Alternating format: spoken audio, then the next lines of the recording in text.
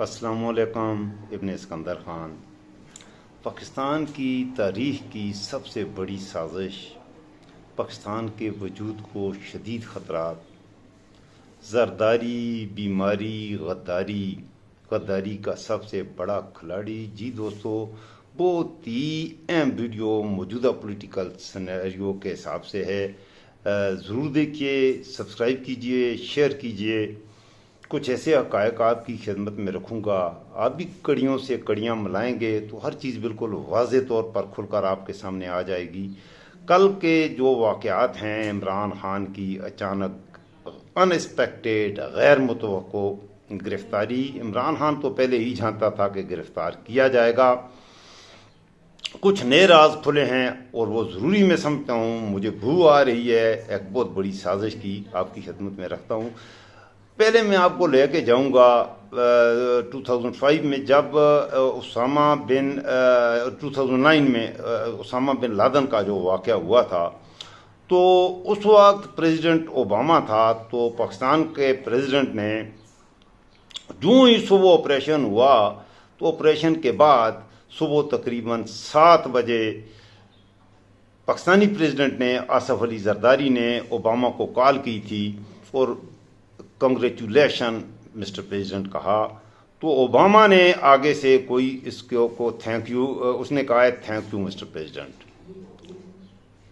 تو ایک تو وہ بات ہے۔ اب وہی کہانی دوبارہ دہرائی گئی ہے کہ جو بائیڈن صاحب سے زرداری کے رابطے ہوئے ہیں، اور جو وہی جملے بالکل ریپیٹڈلی، صرف کردار ایک تو زرداری تھا لیکن امریکہ میں اوباما نہیں تھا، جو بائیڈن تھے۔ تو اس بار الٹا یہ ہوا کہ اس نے کہا کنگریچولیشن مسٹر زرداری، تو اس نے کہا تھینک یو مسٹر پریزیڈنٹ۔ اور اس کے بعد زرداری صاحب کو خیر اس لائق تو نہیں سمجھا گیا کہ نواز شریف اور مریم نواز بالکل خاموش ہیں آج کل۔ ملاتے ہیں ذرا، اب ان کڑیوں سے ذرا کڑیاں ملاتے ہیں۔ ویڈیو آخر تک دیکھیے گا، بڑی خاص ویڈیو ہے، آپ کو ساری بات سمجھ آ جائے گی کہ اصل کہانی ہے کیا۔ عمران خان کو جب اقتدار میں سے نکالا گیا، اور اس پر جو کیسز بنائے گئے کرپشن کے خاص طور پر، اور اس کے علاوہ بھی اور بہت سے کرمنل، تو نظر یہ آ رہا تھا کہ یہ عمران خان کو میڈیا کے ذریعے سے اس قدر بدنام کر دیں گے اور ان کی پاپولیرٹی کا گراف اتنا نیچے آ جائے گا کہ وہ دوبارہ سیاست کرنے کے قابل نہیں رہے گا۔ لیکن پی ڈی ایم کے اس گروہ کے جو توقعات تھیں، یہ گروہ جو کہ یہ سازش رچائی گئی تھی امریکہ کی زیر قیادت، یہ میں آپ کو پہلے عرض کر دوں، ہر طرف سے یہ ناکام ہوئے۔ چہ جائے کہ عمران خان کی پاپولیرٹی کا گراف نیچے آتا، ہر دن کے ساتھ اس کی پاپولیرٹی کا گراف اوپر گیا، اور اس کی پاپولیرٹی کا گراف اس قدر اوپر چلا گیا کہ یہ سارے پی ڈی ایم کے جو ڈاکو موومنٹ ہے یا چوروں اور غداروں کی یہ جماعت ہے، یہ سارے مل کے بھی انہوں نے دیکھ لیا ہے کہ عمران خان کو شکست نہیں دے سکتے۔ یہ ہے ایک رخ۔ دوسرا رخ مریم نواز اور نواز شریف کی خاموشی کا، میں نے کہا انہیں بھی سانپ سونگ گیا ہے۔ جو وہ توقعات رکھتے تھے یا جو ان کی امیدیں بندی تھیں، وہ پوری نہیں ہو رہی۔ تیسری بات، آصف علی زرداری شدید حرکت میں ہے اس وقت، اور امریکن پریزیڈنٹ کا اس کی کوئی گو کہ سرکاری سطح پر حیثیت نہیں، تو اس کی امریکہ کے پریزیڈنٹ کے ساتھ پریزیڈنٹ تک رسائی حاصل کر لینا ہی یہ بھی ایک خطرے کی گھنٹی کی علامت ہے۔ اور تیسرا، پاکستان کے کرنیل نہیں جرنیل نہیں، اے پتر جڑے ہٹاں تے وکدے نے، میرے ڈھول سپاہیا، وہاں ان کی کہانی بھی بڑی زبردست ہے۔ امریکہ اور میرے ڈھول سپاہیوں کے درمیان بھی کچھ اختلافات نظر آ رہے ہیں۔ عمران خان کو گرفتار کرنے کے بعد پاکستان کے جو پتر ہٹانتے بکنے والے ہیں، ان کو لیے سب سے زیادہ، اور باقی فوجی اسٹیبلشمنٹ اور بیوروکریسی یا سویلین بیوروکریسی کے لیے نواز شریف بھی قابل قبول نہیں رہا۔ ان کے لیے انہیں جو کھٹ پتلی چاہیے وہ شہباز شریف ہو سکتا ہے۔ اس لیے مشترکہ مفادات کی کونسل کے اجلاس میں مردم شماری کا بہانہ بنا کے، خیر الیکشن تو آپ کے گئے، الیکشن تو ہو گئے، وہ نہیں ہوں گے، وقت پہ نہیں ہوں گے، کیا کہ پتہ بھی نہیں ہے کہ کب ہوں گے یا ہوں گے بھی نہیں۔ جنرل صاحب چاہتا ہے کہ شہباز شریف آئے، اور اس کے ساتھ فضل الرحمان صاحب کو بھی نتھی کیا جائے. جبکہ بڑے آقا جو ہیں ان کا یہ ہے کہ انہوں نے زرداری کے بیٹے کے حوالے سے ان سے پرامسز کیے گئے ہیں کہ پنجاب اور سندھ وغیرہ آپ کے حوالے کر کے سینٹر میں بھی لٹکتی لٹکتی حکومت ان کو دے دی جائے گی. یہ ہے اصل کہانی. پاکستان کے عوام کیا چاہتے ہیں؟ یہ روز روشن کی طرح یہاں اس لیے میں نے کہا یہ پاکستان کے وجود کے لیے تاریخ کی سب سے بڑی سازش ہے اور پاکستان کے وجود کو اس سازش سے شدید خطرات ہیں. اب عمران خان کی شروع کرتے ہیں. اس کی حکومت سے نکالنے پر جو انویسٹمنٹ ہوئی بہت ہیوج انویسٹمنٹ ہوئی. جن لوگوں نے عمران خان کو چھوڑا ایم کیو ایم ان لوگوں نے کوئی ہزاروں لاکھوں نہیں کروڑوں کے حساب سے پیسہ وصول ہوا اور وہ پیسہ یو ایس اے سے زرداری کے ہاتھوں سے ہو کر خرچ ہوا. وہ پیسہ وہ رقوم جو تقسیم کی گئی اس وقت اور اس وقت آپ کو یاد ہوگا کہ سب سے زیادہ متحرک زرداری تھا. زرداری کو کیا پڑی تھی کہ وہ شہباز شریف کو وزیر اعظم بنانے کے لیے متحرک ہوگا. شہباز شریف کو اس جال میں پھنسایا گیا. انہیں ایک کارٹون چاہیے تھا, ایک پپٹ چاہیے تھا, ایک چارلی چیپلن چاہیے تھا اور شہباز شریف سے بہتر پاکستانی سیاست میں کوئی چارلی چیپلن تھا نہیں. زرداری بڑا کھلاڑی تھا. اس نے یہ تمام اسے پتا تھا کہ آنے والے حالات کیا ہیں, اس شخص سے سنبھالے نہیں جائیں گے. لہذا نون لیگ کو بدنام اور اس کو عوام میں ذلیل اور رسوا کرنے کے لیے انہوں نے شہباز شریف کو ایز وزیر اعظم قبول کیا. آپ کیا کہتے ہیں یہ وہ شہباز شریف جو زرداری کے پیٹ میں چھرا ڈال کے اس سے پیسے نکالنے والا, پشاور اور لڑکانہ کی سڑکوں پر گھسیٹنے والا, اس کو زرداری نے ویسے بنظیر بھٹو کی نگی تصویریں پھینکنے والے جہازوں سے ان کو زرداری قبول کر سکتا تھا. اس وقت سے ہی اس نے سازش سوچ دی تھی. زرداری بڑا کھلاڑی اس کو اس لیے کہتے ہیں کہ وہ ایک سیاسی آدمی ہے, ایک انتہائی اعلیٰ درجے کا وہ ڈاکو ہے. اس کی ڈاکو چور ہونے کی صلاحیتوں کا پوری دنیا معترف ہے.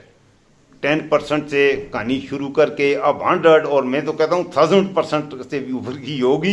تو یہ ایک معمولی سے ٹکٹ بلیک کرنے والا ایک سنیما گھر کا وہاں سے یہاں تک کا یہ کوئی سفر ہے.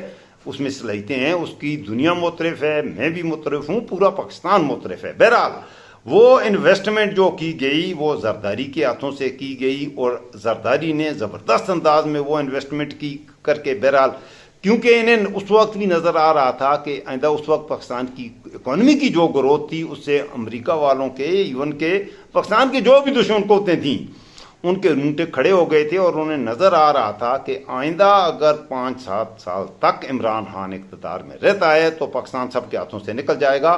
پاکستان سچ مچ کا ایک آزاد ملک بن جائے گا اور اس کے بعد یس سر والی بات نہیں ہوگی. اور عمران خان نے ایبسولوٹلی ناٹ تو آخر میں ابھی جا کر کہا ہے. اس سے پہلے وہ ایبسولوٹلی ناٹ جب وہ یو ایس اے کی وزٹ پر گیا تھا تو یو این او کی آپ اس کی تقریر سنیں, وہاں پر اس نے پوری دنیا کو مخاطب کر کے, انڈیا بھی اس میں شامل تھا, ناموس رسالت کے حوالے سے بھی اس تقریر میں باتیں ہوئیں. وہ عمران خان کی وہ سپیچ کوئی معمولی سپیچ نہیں ہے, اسے بار بار سن کے ثواب دارین حاصل کریں. یو این او میں 52 منٹس کی جو سپیچ ہے ان کو پہلے 5-10 منٹ تو وہ گلوبل وارمنگ چینجز تھی, اس کے بعد 40 منٹ جو ہیں وہ عمران خان نے کہا کیا ہے. اس تقریر کو پلیز سارے دوست دوبارہ سنیں, غور سے سنیں. عمران وہ تقریر یو این او کی تھی جو اس نے پاکستان کی دشمن قوتوں کو یہ ان کی آنکھیں کھول دیں کہ پاکستان اب ان کے ہاتھ سے نکل رہا ہے, پاکستان ان کی غلامی سے نکل رہا ہے. لہذا انہوں نے دوبارہ سیاسی قوتیں متحرک ہوئیں. پھر سائفر کی باتیں جو باتیں بھی ہوئیں وہ پروسیس سچ مچ کی ہوئی اور اس ساری واردات کا سب سے اہم کھلاڑی آصف علی زرداری تھا.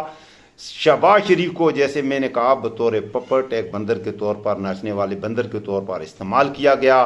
اب نواز شریف اور مریم نواز کو یہ سانپ سونگ گیا ہے کہ ہم نے اتنا کچھ جو کچھ ہوا اس کا انجام کیا ہو رہا ہے کہ اقتدار ہمارے ہاتھ نہیں آنے والا, کیونکہ نواز شریف بھی ان کو قابل قبول یا مریم بھی قابل قبول نہیں ہیں.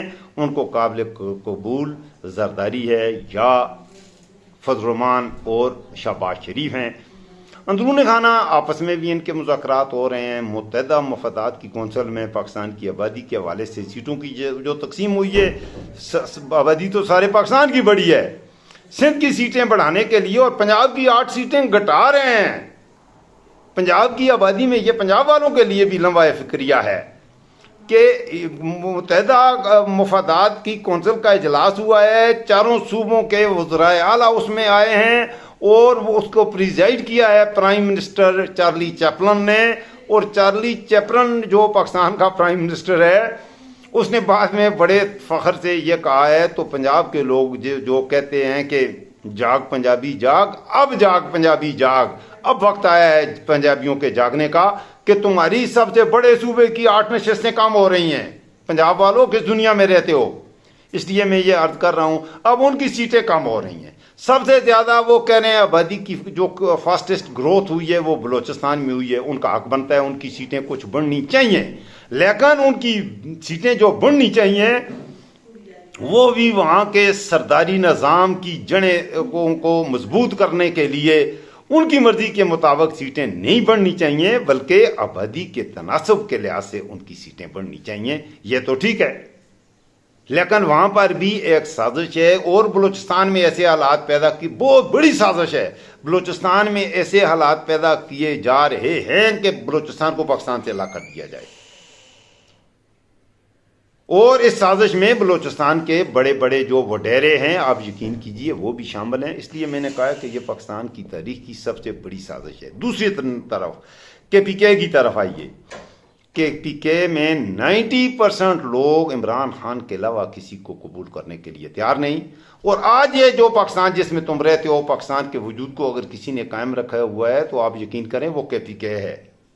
پاکستان کو بنانے والے آپ تاریخ میں کریں، جو ریفرینڈم ہوا تھا ہزارہ کے لوگوں کا، اس میں ماشاءاللہ بہت بڑا رول تھا، اور ہمارے پختون بھائیوں کا بھی، ایک جماعت کو آپ چھوڑیں، باقی ہمارے پختون بھائیوں کا بھی بڑا مثبت رول تھا، پشتو بولنے والوں کا بھی۔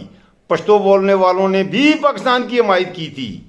ہزارہ تو ایک تھا ضلع تھا، صرف ہزارہ ہی نہیں شامل تھا۔ ہزارے کو بہرحال زیادہ کریڈٹ جائے گا، کیونکہ ہزارہ میں جو ریفرینڈم ہوا تھا وہاں پر، اس ریفرینڈم میں ہزارہ سے تو 99% لوگوں نے پاکستان کی حمایت کی تھی، لیکن جن علاقوں میں جو پشتو بیلٹ والے علاقے ہیں وہاں بھی مور دین 60% لوگوں نے پاکستان ہی کی حمایت میں ووٹ دیا تھا، اس لیے KPK پاکستان کا حصہ تھا، ورنہ KPK انڈیا کا حصہ بھی اس نے نہیں بننا تھا۔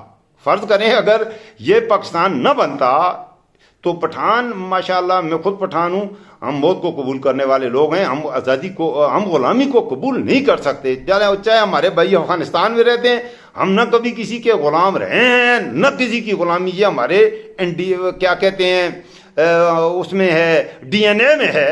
ایک پٹھان کے DNA میں یہ ہوتا ہے کہ کسی صورت میں مر جا غلامی قبول نہیں کرنی، تو ہم تو غلامی قبول کرنے والے لوگ تھے ہی نہیں۔ پنجاب اور سندھ کے ہمارے جو بھائی تھے وہ غلامی کی عادی ہوئے تھے، تو انہوں نے غلاموں کے بعد بھی انہوں نے وڈیروں اور ان کی غلامی اختیار کی۔ ایسے حالات میں KPK کا اس وقت بہت بڑا رول ہے، اور KPK کیونکہ عوام کے ذہن میں شدید خدشات ہیں کیونکہ ان کا لیڈر جس شخص کو انہوں نے کیا ان کے ووٹ کی توہین ہے، ان کی سوچ کی توہین ہے، تو یہ KPK کا یہ رخ ہے۔ سندھ کا جہاں تک تعلق ہے، سندھ پر کل بھی بھٹو مردہ تھا، آج بھی بھٹو زندہ ہے۔ اس کے علاوہ سندھ میں غلامی در غلامی والی کیفیت ہے، شدید خطرات ہیں۔ اس حوالے سے بھی تقسیم سندھ کوئی سندھیوں کی تو وہاں پر اتنی بڑی ڈومینیشن تو نہیں ہے۔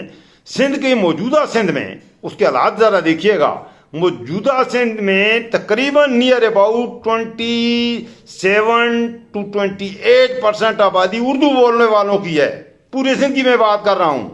موجودہ سندھ میں تقریباً 25 to 24 to 25% آبادی پشتونوں کی ہے، پشتو بولنے والوں کی ہے، بہت بڑی تعداد پشتو۔ تم کون سی دنیا میں رہتے ہو؟ اور سندھ کی اوورآل پشتونوں اور صرف اردو بولنے بلوچوں کو میں نے پنجابیوں کو ابھی شامل نہیں کیا، صرف پشتونوں اور اردو بولنے والوں کی آبادی سندھیوں سے زیادہ ہو جاتی ہے، اس بات کو ذہن میں رکھیے گا۔ اور سندھ کے حوالے سے بھی یہ خطرات، یہ سیکٹیرین حوالے سے اس کو آواز ہے کہ یہ بھی اس سازش کا، تو یہ سازش کے ان سارے پلندوں کو ملائیے۔ عمران خان کا گناہ صرف یہی ہے کہ وہ پاکستان کو یکجا اور یونائٹ کر رہا تھا، وہ پورے پاکستان کا لیڈر تھا، پورے پاکستان کے لوگوں کے لیے قابل قبول تھا. ان کے عمران خان کے علاوہ پی ڈی ایم کی کسی بھی جماعت کا کوئی ایک لیڈر بتائیے جو پورے پاکستان کے لیے قابل قبول ہو. فضل الرحمان صاحب کو اہل بریلوی پاکستان کے جو 65% بریلوی ہیں وہ قبول کریں گے. خادم حسین رضوی کو پاکستان میں بسنے والے 32% دیوبندی قبول کریں گے.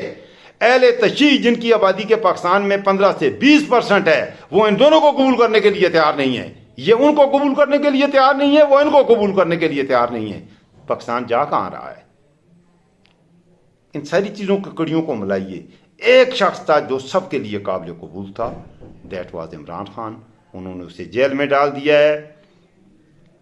خیر ابھی آگے پروسیس ہوگی, دیکھتے ہیں. ابتدا عشق روتا ہے کیا آگے ہے. وہ ثابت قدم آدمی ہے, بہادر انسان ہے, لڑنے والا ہے, فائٹر ہے. ایز اے کرکٹر بھی وہ فائٹر تھا. اور ایک بات آخر میں ویڈیو ختم کرنے سے پہلے میں آپ کی خدمت میں یہ کروں گا, چینل کو سبسکرائب کریں. اور ایک بات میری ذہن میں رکھیے گا, ہر سیاہ رات کے بعد روشنی کی کرنیں ضرور پھوٹتی ہیں. یہ قانون فطرت ہے. یزید وقتی طور پر کچھ دنوں کے لیے کامیاب ہو سکتا ہے, 6 مہینے اس کا اقتدار کا عرصہ ضرور بڑھ جاتا ہے, لیکن اس کے بعد تاریخ میں اس کو مردود ملعون کہا جاتا ہے. اور تاریخ میں اس پر لعنتوں کا سلسلہ کبھی ختم نہیں ہوتا. اور حسین زندہ رہتے ہیں. حسین رضی اللہ عنہ تاریخ کے اوراق پر زندہ رہتے ہیں, اور ان کی کہانیاں سنہرے لفظوں سے لکھی جاتی ہیں. اور کیا کہتے ہیں کہ وہ مشہور زمانہ وہ ظفر علی خان کا شعر ہے کہ اسلام زندہ ہوتا ہے ہر کربلا کے بعد. اپنا خیال رکھیے گا. اللہ تعالیٰ پاکستان کا محافظ ہو, اللہ تعالیٰ آپ کا محافظ ہو. السلام علیکم ورحمۃ اللہ وبرکاتہ.